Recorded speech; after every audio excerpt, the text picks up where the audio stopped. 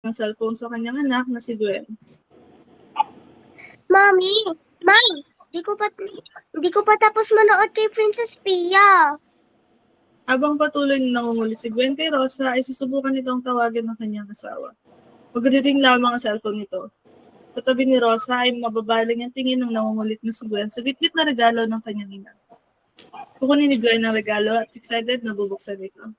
Sa loob ng balot ay may kita niya isang babaeng stuffed toy.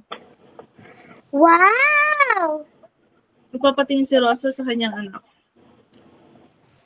Sus ko pong bata ka, oh! Papapailing na lang si Rosa habang nakatingin kay Gwen na nayayakap naman sa kanyang ina, saka sa hawak nitong stuffed toy. Thank you, Mami! Naku, magagalit sa atin ang daddy mo. Regalo niya yan eh. May kita naman si Tatay Nolin, ngiti pa rin nagmamasid